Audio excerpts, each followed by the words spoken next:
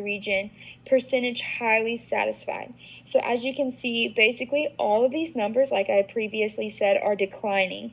This is not good for Ford when it comes to customer satisfaction, especially since its core values and its core mission and vision is people and customer satisfaction. Ford is declining when it comes to that as of recently. So that is something that Ford needs to take seriously and develop ways that they can improve in this area.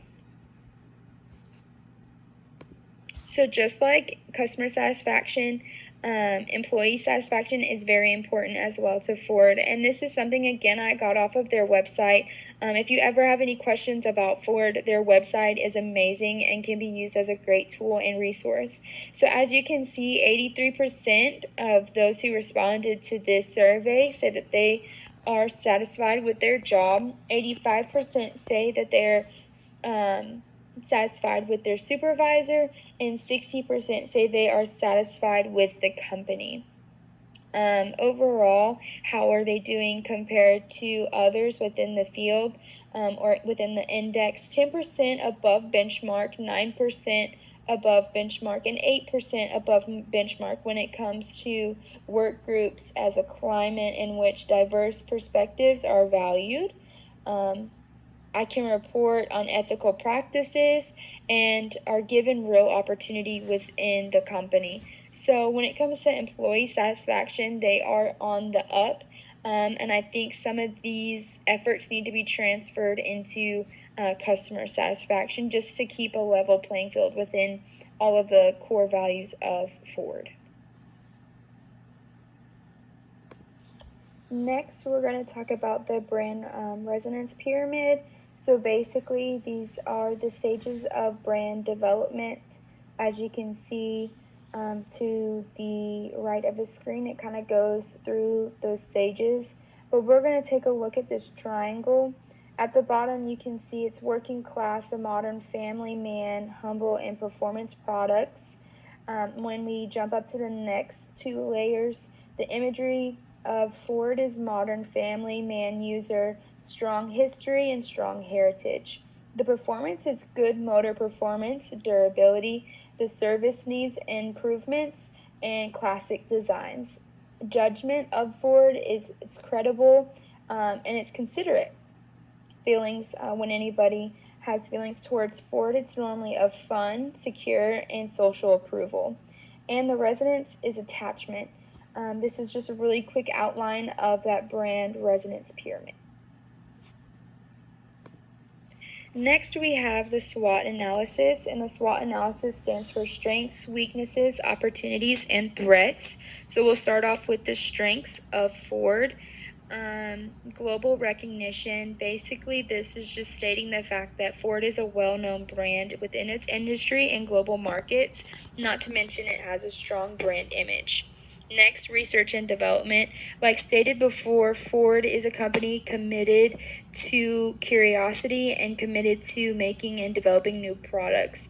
In addition, it's continuously trying to improve the vehicles that they already have. Not to mention, they are developing new ways to evaluate fuel efficiency, safety, and of course, customer satisfaction. Next, we have diverse offerings. So again, this is very can be considered very good because Ford caters to all kinds of demographics with various brands and car models to meet the needs of any customer that walks into Ford. Adaptability.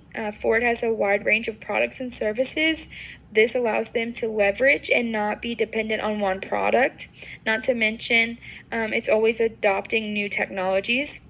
Lastly, network. Ford has a diverse in its operations and distributions across the world. Weaknesses, product recalls for start.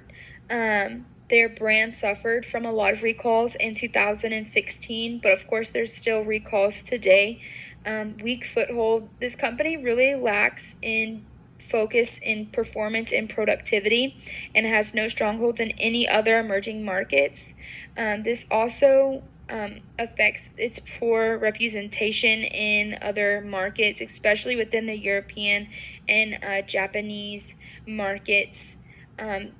mainly because a lot of the other automotives offered in those markets are 10 times better and more suited for those markets than Ford is even offering. Not to mention, Lincoln is considered an inferior brand as compared to English and German Lux car brands. To continue, Ford is very dependent on the U.S. market. As you heard earlier in this PowerPoint, that Ford does rely heavily on the U.S. and the U.S. production. So when it comes to its profits and revenues in other markets, it's lacking, especially within China and India markets. Ford is not participating in those, and those are soon to be some of the top sales in automotives, and Ford isn't even in them. Lastly, when compared to competitors within the industry, Ford is very slow when it comes to their innovative process. Next, we're going to talk about Ford's opportunities. Ford has some of the highest supply chain management, especially when it comes to all of their raw materials. Basically, they just need to come up with a way to reduce cost overall. Self-driving cars are always an opportunity for growth for Ford. The digital market is prevailing, so Ford needs to tap into that and grow its skills in marketing segments like that. Increased customer base. Ford really needs to work on getting into the automotive market in India and China, as I just said, as well as other small countries around the world. These markets are predicted to be booming, and Ford really has the opportunity to grow alongside it. Also, eco-friendly vehicles. Ford is already adapting with different technologies, so this could be a great way for Ford to not only produce fuel efficient but commercial vehicles as well that provide a more eco-friendly vehicle, which is something that times have come up and a lot more people are very, very aware of the eco-friendly and being more green. So this is a great opportunity for Ford. Next is the threats. There's high competition within the automotive industry. Increased price of raw materials, especially for Ford, can be a threat because Ford already has a very costly production. So raw materials, if they go up, Ford prices are just going to go up as well. You got to stay aware and alert of the regulations and compliances. They change daily, so that could also bring a threat in the production of new Ford vehicles. And of course, new entries of high-tech firms. As times are changing, more technologies are being produced, so the threat of new entry within the automotive industry is at its high.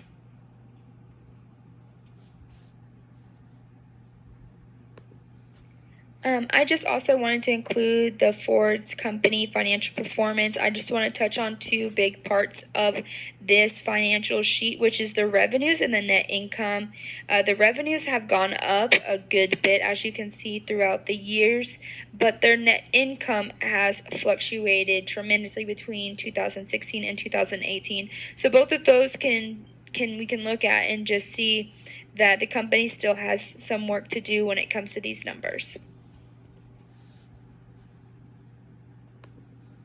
I also wanted to talk about global automotive market share in 2019. So this basically comes back to the competitive edge that Ford has, or in this case doesn't have. As you can see, it's not at the top of the list, but it is closer up there. Ford has some building it needs to do, but as you can see, Toyota and Volkswagen are ahead of Ford, but as of 2019, Ford is in front of Honda, Nissan, and Chevrolet, Kia, Mercedes, BMW. So as you can see, Ford is doing pretty well when it comes to the global automotive market share, but Ford is not at the top. So Ford really needs to do what it can to get up to the top. Previously, I've said that Ford needs to figure out what it can do to get at the top of the market and stay at the top. So here are some recommendations that I think would be great for Ford to do to climb to the top. First, expand its market share in China and India. I've previously said that China and India are predicted to show the most growth in the automobile industry, and if Ford can get its hands somewhere around the China and India market, I think Ford can see great growth in revenue, and not only that, but in brand awareness. They can really benefit from joining those markets. Not to mention rapidly improving fitness to lower costs. I've said this previously also, that Ford really needs to figure out a way to lower its costs. Ford has one of the highest costs when it comes to their production when compared to others within their industry, and that's a big portion of their revenue, and their growth is going into their costs. So they really need to figure out ways to position themselves to lower those costs. Regardless of what it really looks like, Ford has the potential to cut costs. They just really need to focus on that growth. Additional allocating capital where Ford can win in the future. Again, this just basically is making sure Ford is positioning itself, whether that's through its capital or within positioning maybe within the China and India market, for it to win in the future. Ford needs to set itself up for growth and for profit, and the way they do that is by positioning themselves now. Whether, again, we can jump down, whether that's partnering with new people or new sports events or bigger names and brands. Ford can embrace those partnerships, which will also help them in the future. Next, expand electric vehicles.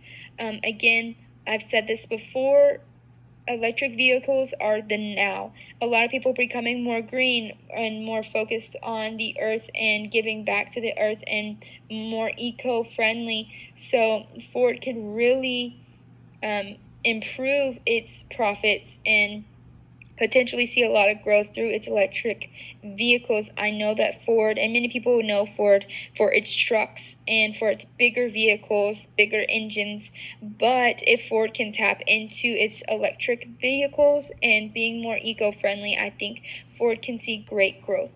Also, maybe revamping product development and modernizing factories. This comes back to the lowering cost. I feel like by revamping the product development and cutting down cost, this ultimately is just going to bring more profit in for Ford. These were the top recommendations that I had for Ford. This is my reference page. I would also like to conclude that this is the end of my presentation, my brand audit for Ford. Audits includes various topics. I hope I touched on all of them. And again, this is Carson Beatty, and this is a Ford brand audit for Ford Motor Company. Thank you.